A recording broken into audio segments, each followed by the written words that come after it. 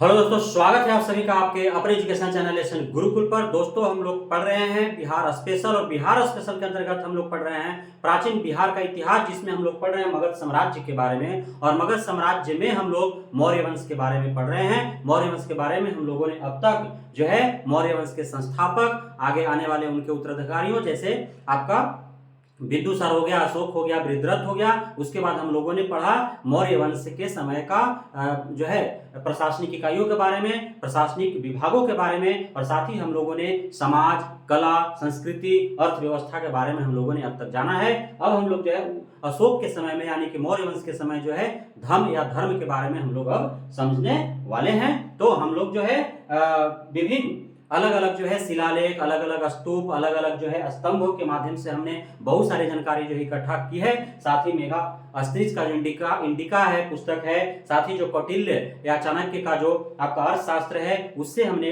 बहुत सारी जानकारी जो है मौर्य वंश के बारे में हमने प्राप्त किया है। और उन्हीं के द्वारा जो है उन्हीं माध्यमों से, उन ग्रंथों के माध्यमों से प्राप्त जानकारी के अनुसार जो हम लोग अध्ययन कर रहे हैं। तो हम लोगों ने पढ़ा था कि जो उस समय का जो अभी तक जो अशोक के काल का जो अशोक द्वारा जो शिलालेख जो लिखवाए गए थे, उसमें 14 शिलालेख जो है हमें प्राप्त हो चुका है, जिसको जो है 1750 ईस्वी में पी पैंथलर साहब के द्वारा जो है उसको खोजा गया, और 1837 ईस्वी में जो है उसको जेम्स प्रिंसम के द्वारा पढ़ा गया। और वह अलग अलग जो है ब्राह्मणी, खरोष्टी है ना, साथ में आपका ग्रीक और अरमाइक भाषा में जो है वो लिखा गया है। इसमें हमने बताया कि आपका जो ब्राह्मणी है वो बाएं से दाएं लिखा जाता है, ब से ब्राह्मणी, ब से बाएं से दाएं, और वहीं जो खरोष्टी है उल्टी लिखा जाता, खरोष्टी उल्टी लिखा जाता है, यानी कि दाएं से बाएं लिखा जाता है। इसके बारे में हमने बताया। अब हम लोग जो है अशोक के धर्म के बारे में हम लोग पढ़ लेते हैं। तो अशोक का धर्म क्या था, हमने पहले भी बताया कि धर्म क्या था। तो धर्म था जो उस समय के जो भी जो बौद्ध धर्म थे, जैन धर्म थे, आजीविक संप्रदाय थे,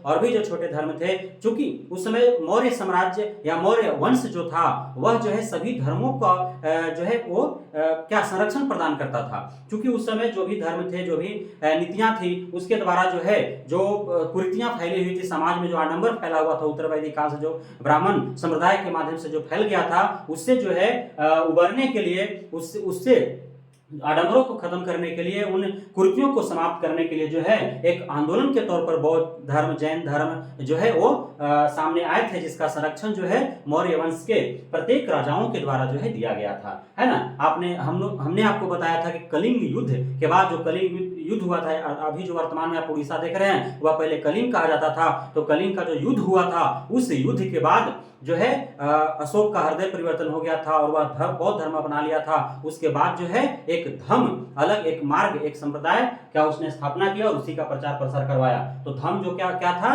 तो बौद्ध, जैन धर्म, आजीवक संप्रदाय जैसे अलग अलग छोटे धर्मों और संप्रदायों का जो नैतिकता थी, जो उसके अच्छे गुण थे, उसका जो है समाहित एक संग्रहित रूप था धर्म, है ना। धर्म के प्रचार के बहुत सारे प्रयास किए गए अशोक के द्वारा। क्या किया गया, तो वह खुद स्वयं जा करके धर्म का प्रचार किया, और साथ ही उसने अपने पुत्र को, पुत्री को, जो उसका पुत्र महेंद्र था, और पुत्री जो उसकी संघमित्रा थी, हमने आपको बताया था, इस पे याद रखने का ट्रिक क्या रखना है कि पुत्र महेंद्रा और संघमित्रा, द्रा द्रा अंत में है ना, महेंद्रा संघमित्रा, ये दोनों क्या थे, तो अशोक के पुत्र और पुत्रियां थे। ये इन लोग दोनों को जो है श्रीलंका भेजा जाता है, उस समय सिलोन कहा जाता था, आज का जो श्रीलंका है, वहां पे बौद्ध धर्म के प्रचार के लिए, बौद्ध धर्म के प्रचार के लिए जो वहां भेजा गया था। और आज जो है श्रीलंका पूर्ण रूपेण जो है वहां के लोग क्या हैं, तो बौद्ध धर्म के अनुयायी हैं, है ना। हमारे भारत क्या है, तो यहाँ विभिन्नताओं में एकता देखने को मिलता है। यहाँ बौद्ध, यहाँ जो है हिंदू, मुस्लिम, सिख, ईसाई, बौद्ध, जैन, यहूदी, पारसी, सभी धर्म के लोग जो मिलते हैं, कई अलग अलग संप्रदाय के लोग मिलते हैं। लेकिन श्रीलंका में जाइएगा आप, तो वहां पे जो है आपको बौद्ध धर्म देखने को मिलेगा सर्वस्व,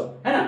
तो यह जो है अशोक का ही देन है। साथ ही धर्म महामात्रों की जो है हमने आपको बताया कि जो पांचवा शिलालेख था, पांचवा शिलालेख में क्या मिला है, तो बौद्ध महामात्रों की, धम्म महामात्रों की नियुक्ति का उल्लेख जो है उसमें है। धम्म महामात्रों के बारे में हमने बताया था आपको कि जो धम्म का जो है प्रचार प्रसार किया जा रहा था अशोक के द्वारा, उसी के प्रचार प्रसार के लिए जो है धम्म महामात्रों की नियुक्ति की गई थी कि वे देश विदेश जाकर के और धम्म का प्रचार कर सके। वहीं जो है शिलालेख के बारे में बताया कि शिलालेख, स्तूप और गुहालेख, स्तंभ, इन सभी पर जो है गुदवाया गया है ना, इन सब पर उनके क्षेत्रीय भाषाओं में जो है लिखवाया गया धर्म के बारे में, धर्म के बारे में अशोक ने नीतियों को प्रसारित किया है ना। तो इसके माध्यम से भी धर्म का प्रचार किया गया, धर्म का प्रचार किया गया। साथ ही जो है हमने आपको बताया था 7वां और 8वां जो शिलालेख है उसमें जो है आपका तीर्थ यात्रा के बारे में उसमें उल्लेख है, धर्म यात्रा के बारे में उल्लेख है जो अशोक के द्वारा किया गया था। वो क्रमिक रूप से जो है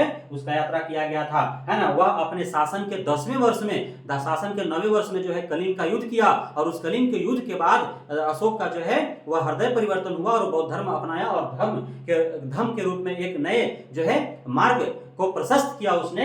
और उसने 10वें वर्ष में ही, अपने शासन के 10वें वर्ष में ही उन्होंने, जहां भगवान बुद्ध को, महात्मा बुद्ध को ज्ञान की प्राप्ति जो बौद्ध ज्ञान में हुआ था उसका उन्होंने जो है यात्रा किया। उसके बाद उसने अपने शासन के 20वें वर्ष में जो है उन्होंने समिदे लुम्बिनी का जो है उन्होंने यात्रा किया। धर्म यात्रा के क्रम को यदि आप देखें तो सबसे पहले वे गया, बोध गया है, उसके बाद वे कुशीनगर गए, उसके बाद वे लुम्बिनी गए, उसके बाद कपिलवस्तु गए, उसके बाद सारनाथ गए, और उसके बाद वे श्रावस्ती गए, है ना। तो इस प्रकार उनका जो है 7वां और 8वां जो शिलालेख है उससे यह प्राप्त होता है कि अशोक के द्वारा जो है धर्म यात्रा किया गया और धर्म का प्रचार प्रसार किया गया। गया, कुशीनगर, लुम्बिनी, है ना, कपिलवस्तु, सारनाथ, श्रावस्ती, इस प्रकार जो है उनके द्वारा क्रमिक रूप से यात्राएं की गई, है ना। तो यह जो है धर्म के बारे में था। हमने आपको बताया था पहले ही कि प्रथम बौद्ध संगीति जो था वह कहां हुआ था? राजगीर में हुआ था, और वह किसके द्वारा किया गया था? अजातशत्रु के द्वारा किया गया था। दूसरा जो हमने बौद्ध संगीति के बारे में आपको बताया था कि कालाशोक के द्वारा किया गया था। कहां किया गया था? वैशाली में किया गया था। और तीसरा जो बौद्ध संगीति है वह सम्राट अशोक ने करवाया। कहां करवाया? तो वह करवाया पाटलिपुत्र में। कहां करवाया? पाटलिपुत्र में कराया तीसरा बौद्ध संगीति। इस प्रकार आपके प्रश्न आएंगे कि अशोक के समय कौन सा बौद्ध संगीति हुआ? तो तीसरा हुआ था। कहां हुआ था? पाटलिपुत्र में हुआ था। अध्यक्ष कौन थे? तो अध्यक्ष थे आपका मोगली पुतिस। कौन थे? मोगली पुतिस जो है वो अध्यक्ष थे। और इसमें मुख्य कार्य क्या हुए? तो मुख्य कार्य जो है अभिधम्म, है ना, अभिधम्म पिटक का संकलन उसमें किया गया। क्या किया गया? अभिधम्म पिटक का संकलन तीसरे जो बौद्ध संगीति हुआ अशोक के शासनकाल में उसमें किया गया है। तो इस प्रकार हम लोगों ने जो है पूरे मौर्य वंश के बारे में हम लोगों ने स्थापना से लेकर के और अशोक के काल तक हम लोगों ने पढ़ा। अशोक के बाद जो है बहुत सारे शासक हुए मौर्य वंश का, लेकिन वे उतने प्रतापी नहीं थे, उनमें उतना कुशलता नहीं था, वे सफलता प्राप्त नहीं कर पाए। इस प्रकार मौर्य वंश धीरे धीरे जो है कमजोर पड़ता गया। और अंतिम जो बृहद्रथ था उसके बारे में हम लोगों ने पढ़ा था कि पुष्यमित्र शुंग के द्वारा उसकी हत्या कर दी गई। उसके बाद शुंग वंश का स्थापना हुआ। और इसके बाद अगले वीडियो में हम लोग शुंग वंश के बारे में पढ़ेंगे कि शुंग वंश का जो है बिहार के परिप्रेक्ष्य में, मगध साम्राज्य चूंकि बिहार में था तो बिहार के परिप्रेक्ष्य में, बिहार के संदर्भ में शुंग वंशों का क्या योगदान रहा है मगध साम्राज्य के विस्तार में, विकास में। इस प्रकार हम लोगों ने अब जो है मौर्य वंश के बारे में संपूर्ण ज्ञान हम लोगों ने प्राप्त कर लिया, है ना। तो अब हम लोग अगले वीडियो में पुनः मिलेंगे शुंग वंश, कण्व वंश के साथ। तब तक के लिए धन्यवाद। आप पढ़ते रहिए, आगे बढ़ते रहिए।